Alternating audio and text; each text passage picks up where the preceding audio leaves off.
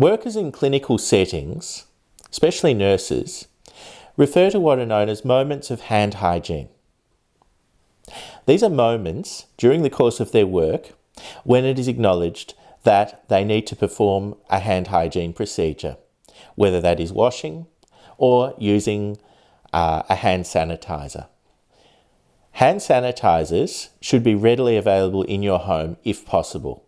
We acknowledge that there are huge shortages of them at the moment, and washing with hot water and soap is a very good alternative, but not as portable as a hand sanitizer pump pack.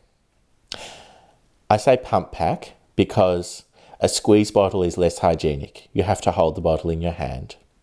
It's much better to use a pump pack because you can use your wrist to press the pump. In a clinical setting, people perform hand hygiene whenever they enter a ward, whenever they touch an object, before they touch the patient, after they touch the patient.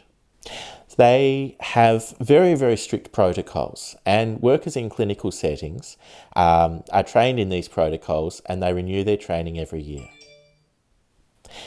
Consider the moments of hand hygiene wherever you are. If you are an employee and you are handling cash, cash can be a vector for infection. Many people handle that cash, and so after you handle cash, that is a moment of hand hygiene. Before you handle that cash, before you hand it to a customer, again, that's a moment of hand hygiene.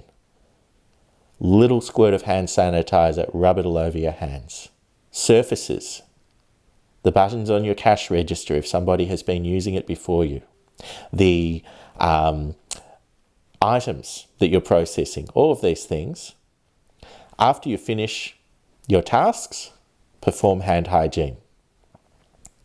Remember, you can catch the coronavirus through your nose, your eyes, and your mouth. And so any point at which you need to touch your face, whether it be to scratch an itch or for any other reason, you need to perform hand hygiene before you do that. In the home, you need to perform hand hygiene before you touch a relative. After you touch a relative.